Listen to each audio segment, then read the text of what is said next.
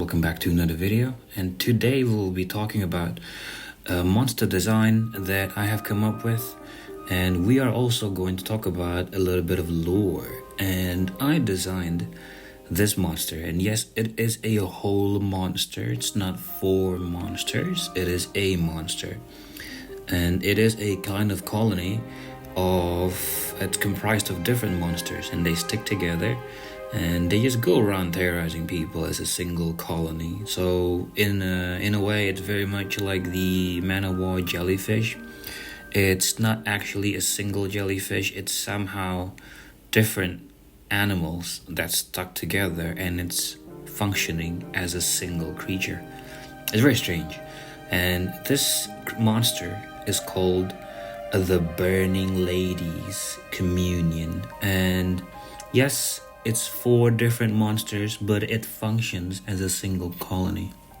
And although that name is a bit long though, so for the sake of this video, I'll just call it the Burning Lady. And the inspiration for this whole monster design is an actual folklore monster from Indonesia, and it is called the Banaspati. And Banaspati, it doesn't quite have any concrete or solid piece of lore, because depending on the articles I've read of it, the things that it does can vary, even the way it looks can vary, but it is actually very similar to will-o'-the-wisps or bog lights, which is a phenomenon, if I'm not wrong, is actually in the UK, where people see disembodied lights when out in nature, and commonly in bogs or swamps.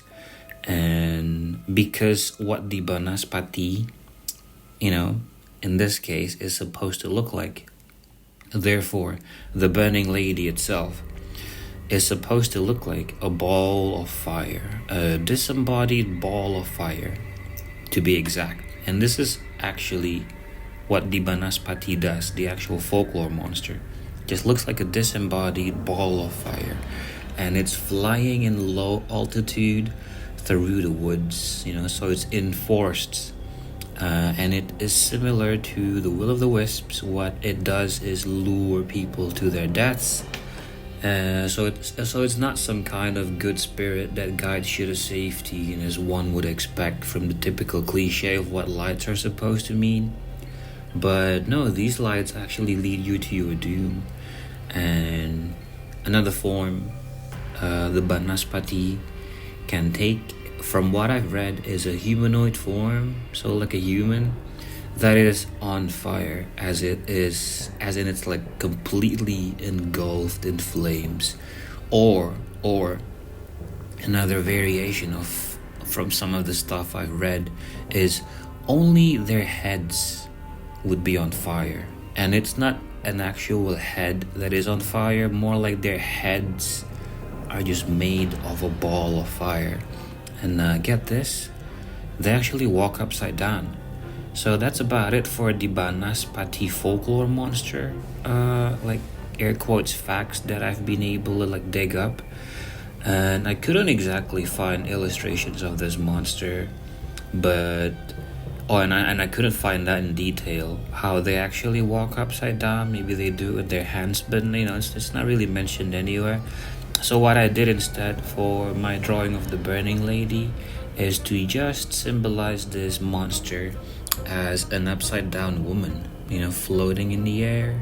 And she's floating, but she isn't floating high in the air at all. Like, she's not up in the trees.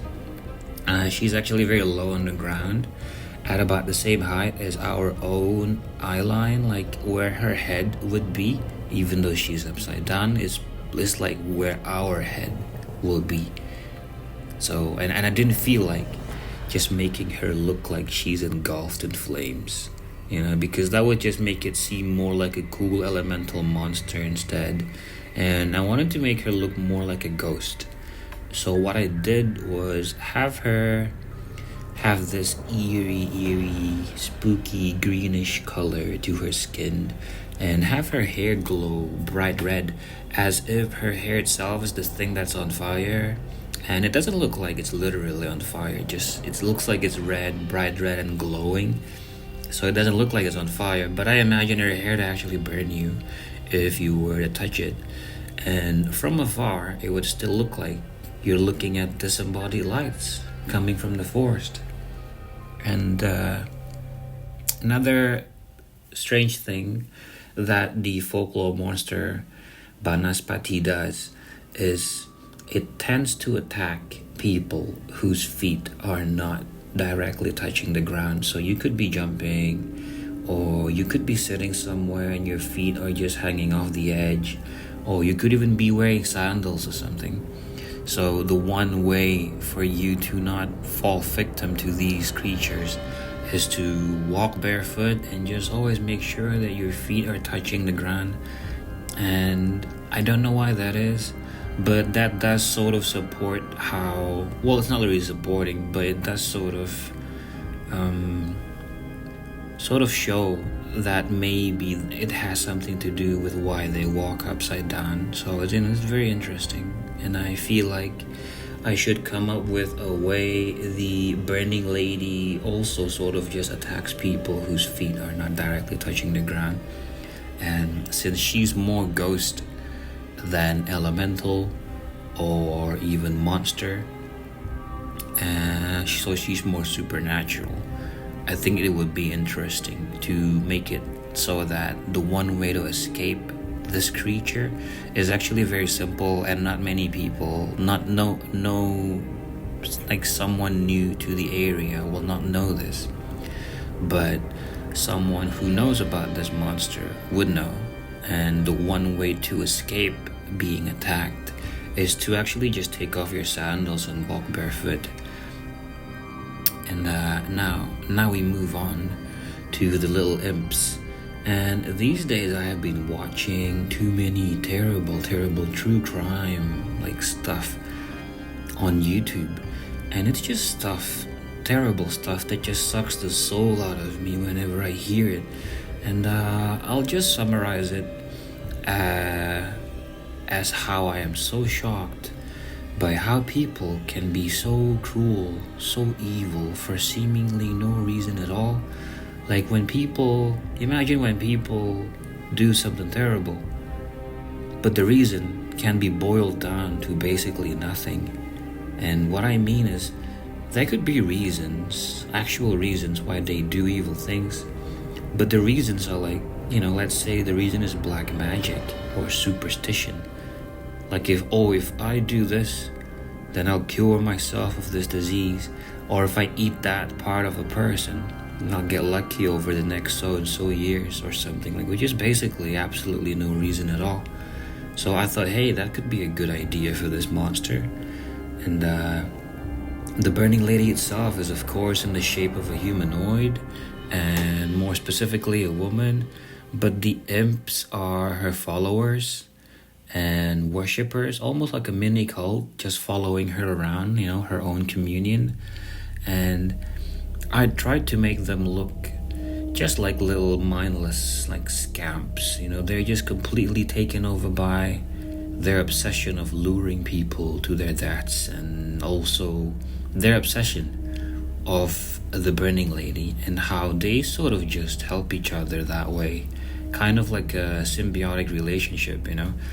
Like together they can like find many more victims instead of when they're just alone.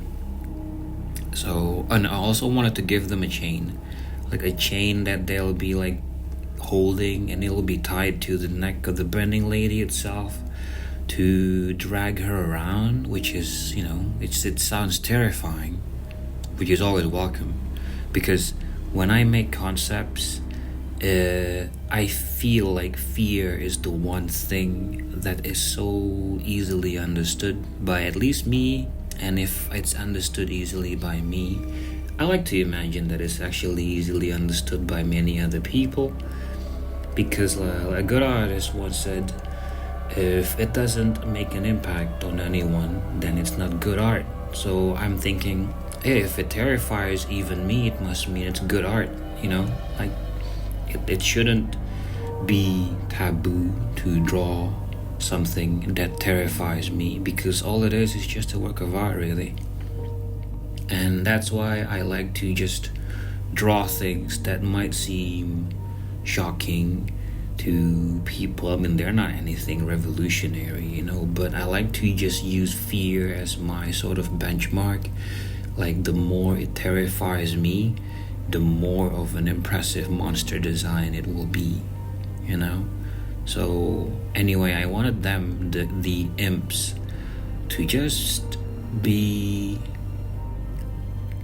well, first of all, I was talking about how they would have a chain to drag her around, right? But then again, that would just tip the power balance too much over to the imps instead of the burning lady, because I wanted them to just be as worthless as like mindless worshippers, just blindly following her around. So instead I gave them these lanterns so that they can use those for worship, but they can also use those to help lead the burning lady to wherever they want her to go and to do harm to whoever they want. But also often the burning lady would just go around of her own free will, and whenever she does that, they will have to just follow her along. You know, they'll follow her along and they'll gladly do it because they're just absolutely obsessed with her. And in my own world, in Persevera, this could be your cause of death. And from a sort of will-o'-the-wisps creature, you know, like, these things can actually cause terrible harm to you. And they're looking like a ball of fire just flying through the forest from a distance. But it's actually in the form of a mini colony of monsters functioning as one whole monster. And that is the lore for one of my world's monsters, the Burning Lady's Communion. And I hope you enjoyed it. I haven't quite figured out where to put this monster, but since it's flying around through the woods, I might as well include it in the Harvester Woods. You know, that would make it sort of make sense, because someone who's new to the area won't know how to survive here, but the Rat Scouts would know. You know, the Rat Scouts, a character design of a tribe that lives nearby, is comprised of people who they don't really fight, or more like they just know how to avoid getting hurt. And they are very good at doing this, and I think it would make a lot of sense if I would put the Burning Lady's Communion in the Harvester Woods, because the Rat Scouts would just know how to avoid them, how to avoid even being attacked by them, even if one were to encounter the Burning Lady's Communion. But then if you were, let's say, a new adventurer, you've never been to the area, then you would probably fall victim to this monster. But instead, it's not instead actually, but aside from the Harvester Woods, there's also this one village called Galeron Village, although I might actually rename it to Gale Rend, you know, like it just sounds better. So Galeron, possibly to be renamed in the future as Gale Rend Village, to the far east of the map from where the Rat Scouts live. It's actually quite far to the east. It's far away from the foggy marsh, and that village happens to be surrounded by forests. So I think I could definitely include the Burning Lady's Communion to be a monster that also lives over there. Yeah, I might actually just rename it to Gale Wren. Actually, it just sounds better and it's easier on the tongue. You know, it's catchy. But anyway, that will be it for the lore of the Burning Lady's Communion for my world called Persevera. Did you think it was cool? Let me know your thoughts down in the comments below. I always reply, and I would be very happy if you'd subscribe if you haven't already. And don't forget to like, because that would help me out a lot. I have just over a little 2K subscribers, and these days it feels like gaining even one more subscriber is about as hard as when I had 0. YouTube is being very weird, guys. And that will be it for today. Thanks a lot for the visit. Hope you like what you see, and I'll be seeing you in the next one.